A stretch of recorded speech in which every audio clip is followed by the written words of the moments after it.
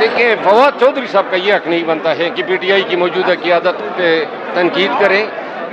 کیونکہ فواد چودھری صاحب جس دن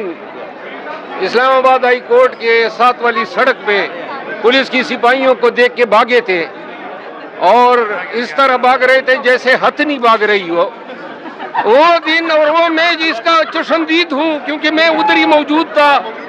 اس کے اس بھاگنے کے فعل نے پوری پی ٹی آئی کا سر شرم سے جھکایا تھا، تو لہذا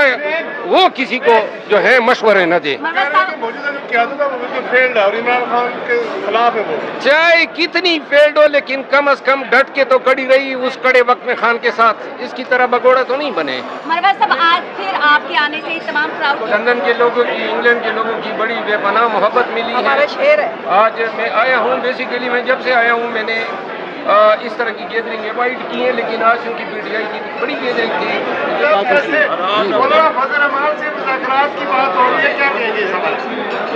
مذاکرات اسد کیسر صاحب کر رہے ہیں، یہ ان کا ڈومین ہے،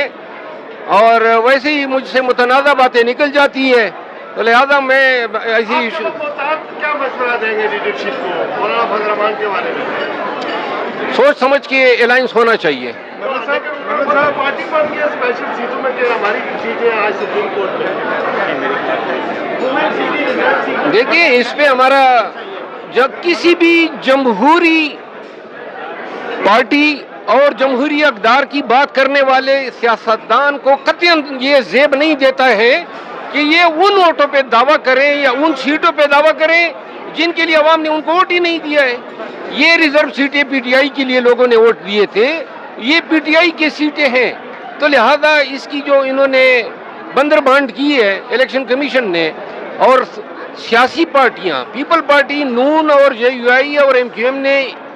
اس کو تسلیم کیا، یہ تسلیم کیے جانے کا جو فعل ہے یہ انتہائی قبیح ہے۔